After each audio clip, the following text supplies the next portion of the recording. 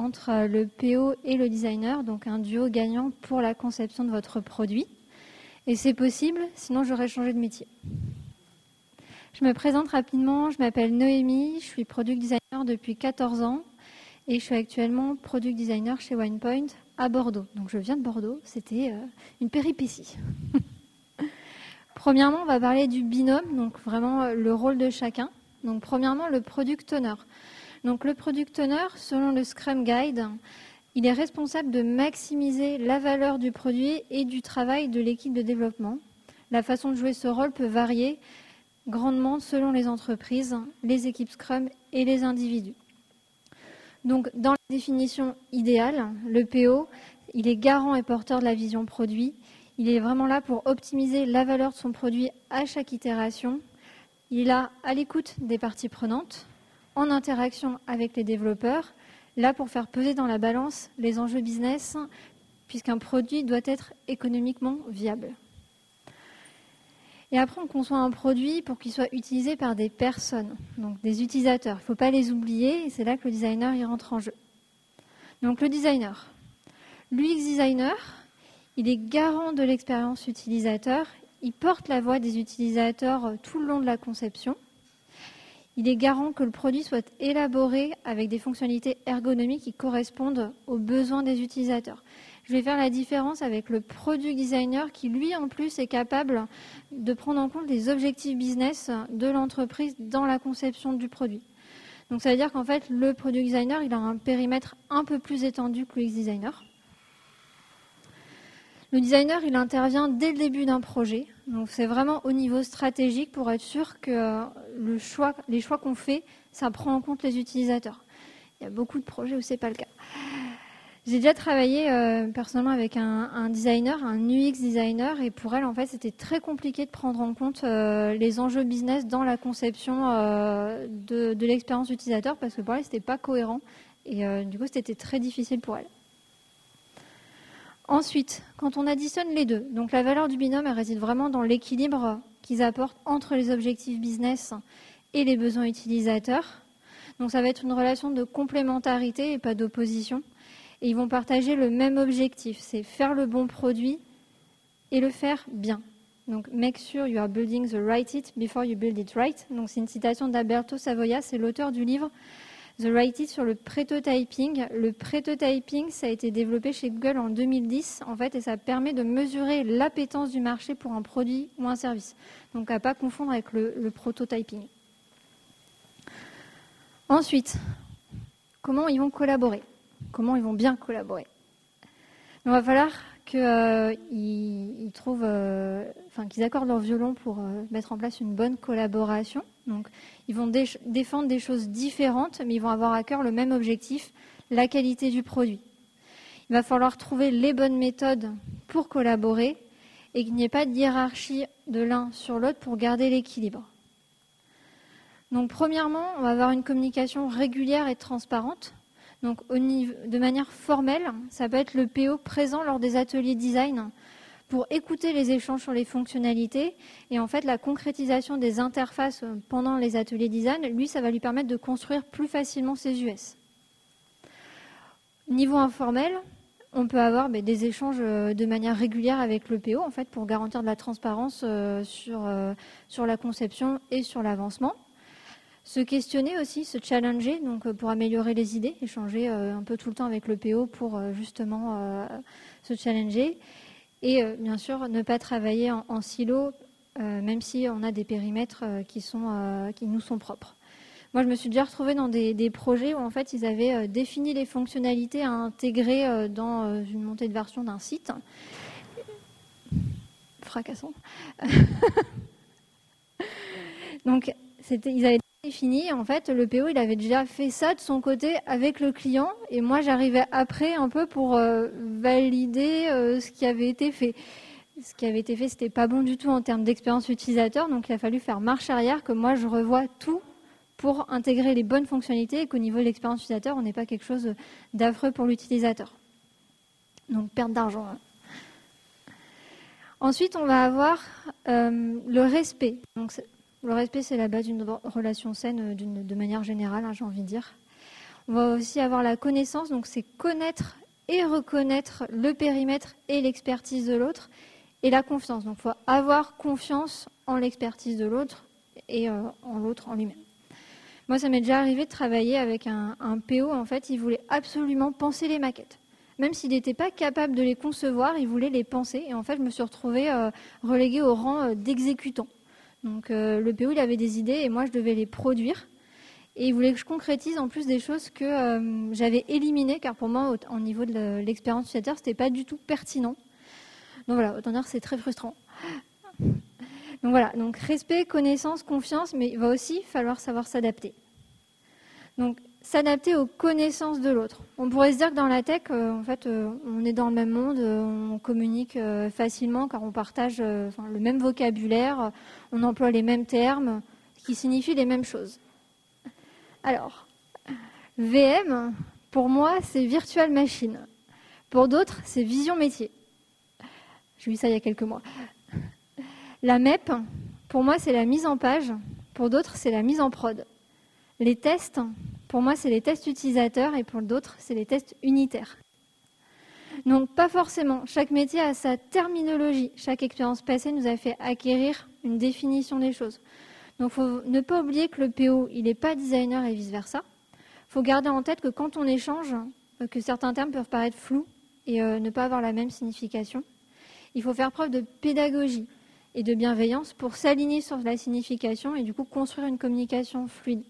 Moi, je le vois quand je parle de mon métier, de mon travail à mes parents, c'est pas évident, donc je suis obligée de faire attention à ce que je dis. Je traduis tous les mots en anglais parce qu'on parle beaucoup en anglais, en français, et j'explique tout ce que je fais. Bon, la plupart du temps, je les perds quand même, hein, mais j'essaye.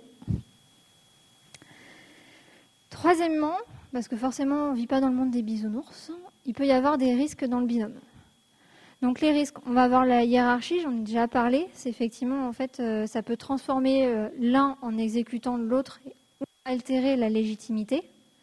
Il y a aussi le manque de respect, donc ça va être un peu une réaction en chaîne, ça va réduire la communication, je n'ai pas envie de communiquer avec quelqu'un qui ne me respecte pas. Ça va créer des process de travail moins fluides, on va travailler en silo et on va avoir un isolement des périmètres. La rivalité aussi, ça peut provoquer les mêmes choses que le manque de respect. Et après, on peut aussi avoir la grande différence d'expérience. Donc en fait, une personne plus expérimentée va prendre une position, que ce soit conscient ou inconsciente, paternaliste ou maternaliste. Moi, ça m'est déjà arrivé, je travaillais avec un PO dans une boîte en fait, et il n'y avait aucun lien hiérarchique entre nous, mais pourtant, comme il avait plus d'expérience que moi dans la boîte, en fait, il a assis une certaine forme de hiérarchie, et du coup, il me prenait pour son exécutante, et limite, il se prenait pour mon manager. On rajoute à ça le manque de respect sur ma personne et sur mon expertise, c'était pas fou non plus.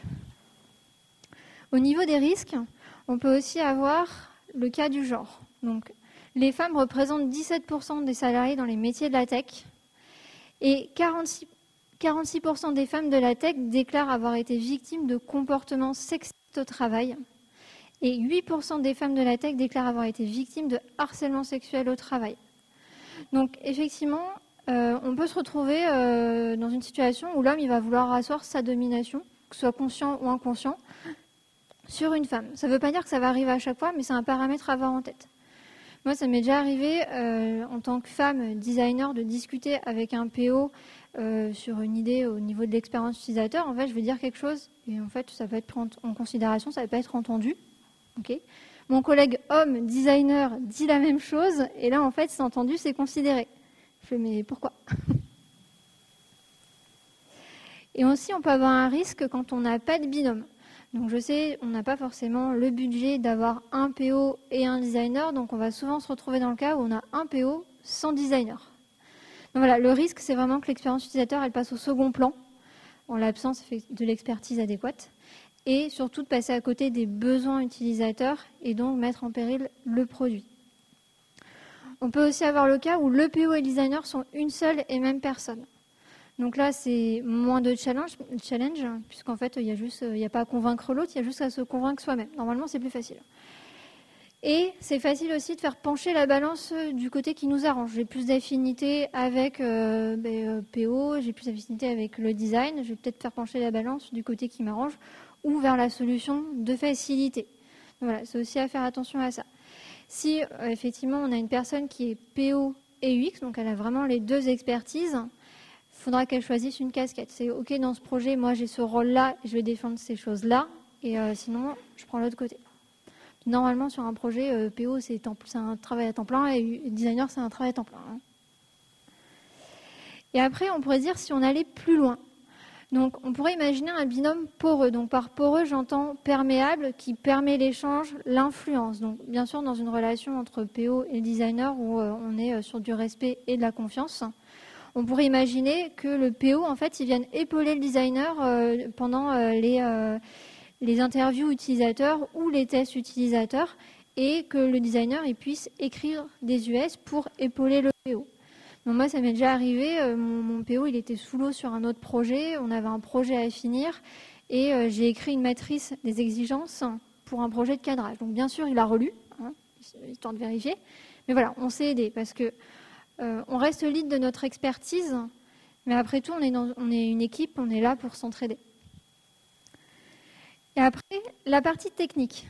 Donc, dans l'objectif de trouver un équilibre entre l'UX, les enjeux business, la faisabilité technique et le coût, on pourrait imaginer retrouver la partie technique de différentes façons. Moi, personnellement, dans tous les projets que j'ai faits, en fait, j'ai travaillé avec des PO qui étaient soit développeurs avant, donc ils avaient l'expertise technique, ou qui avaient une base technique suffisante pour qu'on puisse échanger et penser faisabilité en même temps.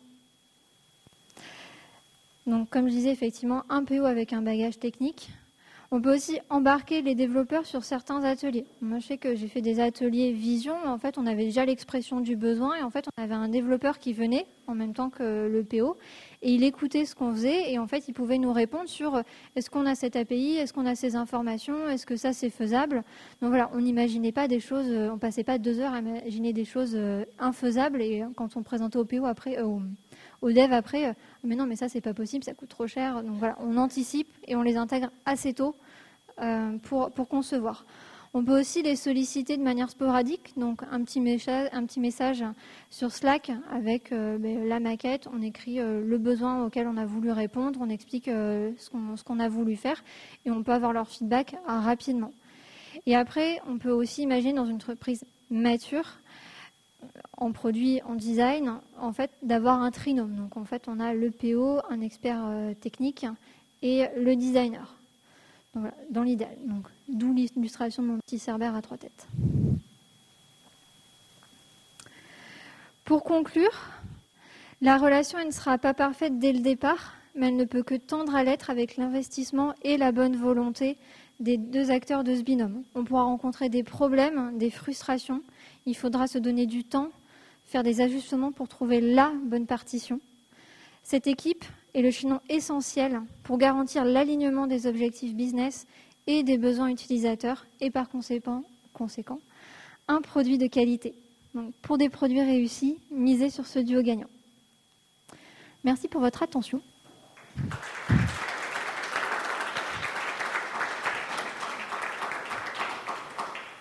J'ai 1 minute de questions. Est-ce que vous avez des questions ?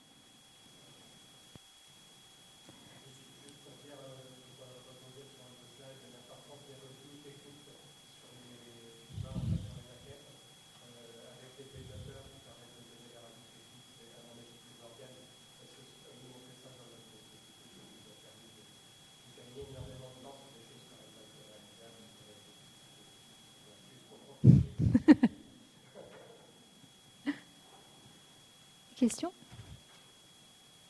C'était clair ? Merci à vous.